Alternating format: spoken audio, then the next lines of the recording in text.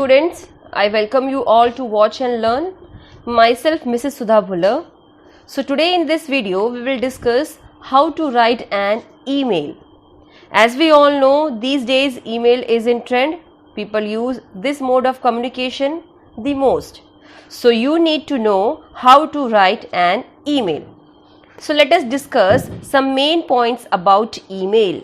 First of all, an email stands for electronic mail, which is sent through electronic mode. For example, computer, laptop, PC, mobile, etc. So from all these devices, we are sending email to our near ones, dear ones, and some kind of official works also. Email stands for electronic mail. It is the most preferred means of communication because it is cheaper and faster. So as we all know कि email का मतलब क्या बना जाता है, electronic mail, और ये कहीं ना कहीं सबसे ज़्यादा preferred मतलब अपनाए जाने वाला most important means of communication, वार्तालाप का एक मुख्य communication means भी माना जाता है. सबसे इम्पोर्टेंट चीज़ एक तो ये क्या है, चीपर है, सस्ता है. हम जानते हैं कि अगर हमें मेल भेजना है तो हमें क्या चाहिए, या हमारा फ़ोन है, लैपटॉप है, कहीं कुछ भी डिवाइस अगर हम यूज़ करें तो हमें उसमें क्या चाहिए, जस्ट इंटरनेट. और आप आसानी से कितने भी दूर आपको अगर मेल भेजना है आप भेज सकते हैं. सेकेंडली, ये कैसा मीन ऑफ कम्युनिकेशन माना जाता है, तो फास्टर, क्विकली आप किसी को भी मेल कहीं भी अगर भेजना चाहते हैं तो ये आसानी से सामने वाले को रिसीव हो जाता है. Next topic, email can B categorised into two types. अब ईमेल को दो टाइप्स में डिवाइड किया गया है या विभाजित किया गया है, जिसमें पहला आता है फॉर्मल ईमेल और दूसरा आता है इनफॉर्मल ईमेल. तो फॉर्मल ईमेल क्या है? A formal email can be written to companies, government departments, officers, school principal और टीचर. यहाँ पे क्या बताया जा रहा है, ये जो फॉर्मल ईमेल होता है वो हम कहाँ कहाँ भेज सकते हैं, तो कंपनीज में, गवर्नमेंट डिपार्टमेंट्स में, ऑफिसेज में, स्कूल के प्रिंसिपल को या फिर टीचर को, ये सभी जगहों पर हम फॉर्मल ईमेल भेजते हैं. And informal email can be written to, अगर इनफॉर्मल ईमेल के बारे में बात करें तो वो कहाँ कहाँ भेजा जाता है, फैमिली, रिलेटिव्स, फ्रेंड्स. फैमिली हो गई, रिलेटिव्स हो गए, फ्रेंड्स हो गए, इन सभी जगह पर इनफॉर्मल लेटर्स, ईमेल्स को भेजा जाता है.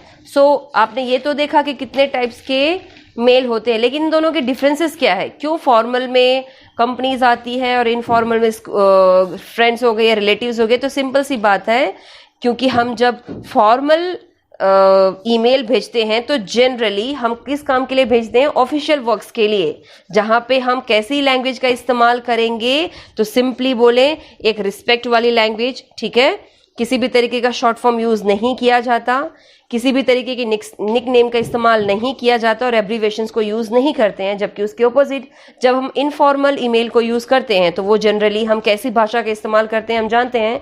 दोस्तों को भेजना या परिवार को भेजना है तो शॉर्ट फॉर्म चल जाता है, निक नेम चल जाता है, एब्रीवेशंस को भेज सकते हो. इजी लैंग्वेज में हम जो रूटीन लैंग्वेज जो होती है हमारी, उस लैंग्वेज में हम ईमेल को भेजते हैं. तो ये तो डिफरेंस था लैंग्वेजेस का कि फॉर्मल की ईमेल भेजने की जो ट्रिक है वो कैसी है और इनफॉर्मल की जो ईमेल भेजने की ट्रिक है वो कैसी है.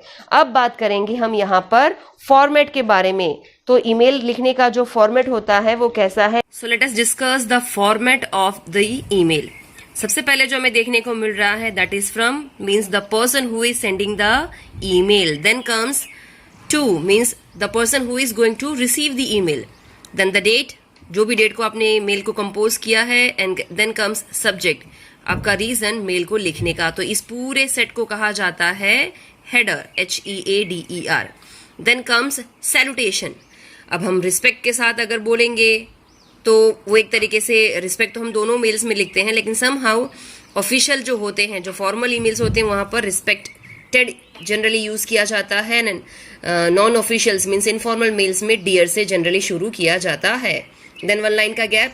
उसके बाद आता है मेन बॉडी. अब main body means whatever the reason you mentioned और you prepared for the writing of email. जो भी रीजन से आपने इस ईमेल को लिखा है वो यहाँ पे स्पेसिफाई किया जाता है. देन एक लाइन का गैप. उसके बाद आता है regards.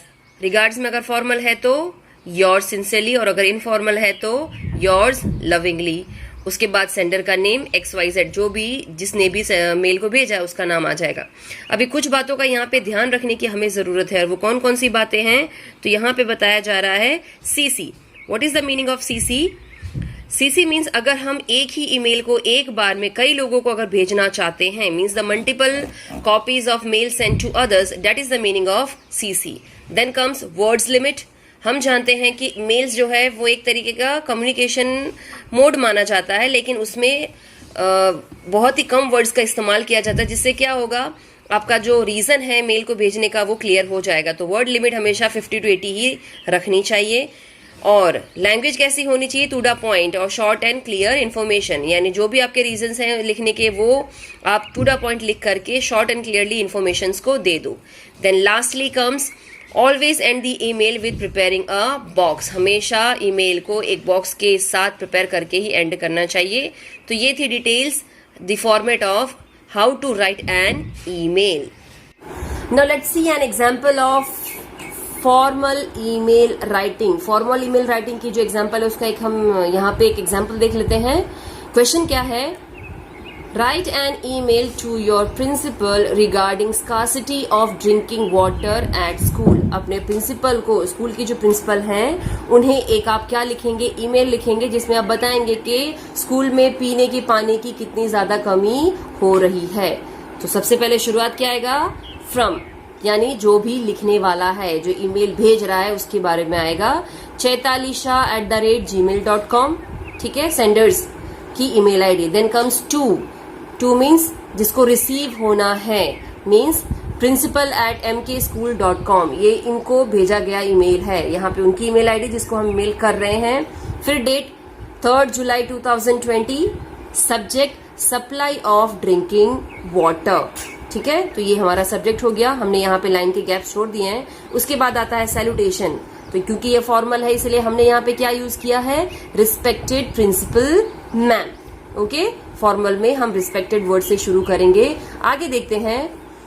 As a student of your school I am pained to bring to your kind notice that there is no proper drinking water facility in the school.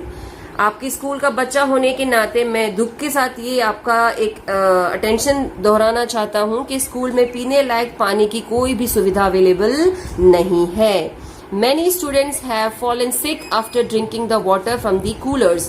बहुत से बच्चे बीमार पड़ गए हैं जब से उन्होंने कूलर का पानी पीना शुरू किया है या पीते हैं तब। Most of the students carry their own water bottle, but as it is summer, they need more drinking water. So they depend on the water supplied by the school। अब यहाँ पे क्या बताया जा रहा है? क्योंकि हम जानते हैं कि बहुत से बच्चे ज्यादातर अपनी स्कूल में आने से पहले अपनी वाटर बोतल लाते हैं, लेकिन ये समर सीजन है और एक बोतल से पानी चलता नहीं है। इस वजह से वो मजबूर हो जाते हैं और स्कूल में दिए गए पानी की सुविधा को यूज करते हैं। I request you please take immediate steps and provide the students the pure drinking water at the earliest। इसीलिए मैं आपसे दरख्वास्त करता हूं कि प्लीज तुरंत कोई एक्शन लीजिए ताकि बच्चों को पीने लायक स्वच्छ पानी जितनी जल्दी हो सके पहुंचाया जाए। Then comes regards, thanking you, yours obediently, Chaitali Shah, 9th standard। तो ये था फॉर्मल लेटर के फॉर्मल लेटर में कैसी कैसी लैंग्वेज का इस्तेमाल हम करते हैं। अब हम डिस्कस करने जाएंगे इनफॉर्मल लेटर के एग्जाम्पल को। Informal emails. क्वेश्चन है, write an email to your friend asking him about the health of his mother. आप अपने दोस्त को एक ईमेल भेज रहे हैं जिसमें आप उसकी मम्मी की जो सेहत के बारे में है जानकारी लेने जा रहे हैं। तो सबसे पहले क्या आएगा? फ्रॉम, किसकी तरफ से आया है? gaurav12@gmail.com। टू यानी receiver shiv26@gmail.com। Then comes date 3 जुलाई 2020 and subject inquiring about the health about your mother, यानी यहाँ पे वो इंक्वायरी करना चाहता है अपने दोस्त की मम्मी के हेल्थ के बारे में। हमने एक लाइन का गैप छोड़ा। देन आपका आता है सैल्यूटेशन, क्योंकि ये इनफॉर्मल ईमेल है इसलिए यहाँ पे सैल्यूटेशन आ रहा है। माई डियर शिव, मेरे प्यारे मित्र Shiv, last time when I met you, you were worried about the health of your mother. She was under the treatment of Dr. Shah. She was suffering from various serious ailments. You have been nursing her for day and night.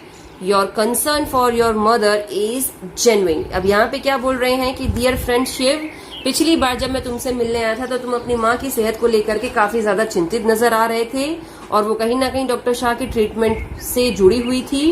वो कहीं ना कहीं एक ऐसी serious बीमारी से जुड़ी हुई है जिसकी वजह से तुम्हें उनका दिन रात ध्यान रखना पड़ रहा है और तुम बहुत ज्यादा स्ट्रेस्ड में भी हो, और जो कि लाजमी है। जेन्युइन है मीन्स लाजमी माना जाता है। I am greatly hopeful of her recovery. Please do update up about her health. I will not rest till I get an encouraging news from your side. वो क्या बोलता है कि मैं बहुत ही उम्मीद के साथ ये उम्मीद करता हूँ कि तुम्हारी मम्मी जल्द रिकवर ठीक हो जाएं। प्लीज जो भी अपडेट्स हो मुझे उनकी हेल्थ से रिलेटेड बताते रहना। आई विल नॉट रेस्ट, मैं तब तक आराम नहीं कर पाऊंगा, तब तक मुझे चैन नहीं मिलेगा जब तक तुम मुझे ऐसा कोई ईमेल रिप्लाई नहीं दे दोगे जिसमें पता लगे कि मम्मी की सेहत ठीक है। Then comes regards yours sincerely Shiv, क्योंकि ये इनफॉर्मल है इसीलिए योर्स सिंसियरली आया है। तो ये हमने यहाँ पर आज 2 एग्जाम्पल्स देखे हैं। एक एग्जाम्पल देखा हमने फॉर्मल ईमेल का और एक एग्जाम्पल देखा हमने इनफॉर्मल ईमेल का। तो thanks for watching. Please like and subscribe watch and learn.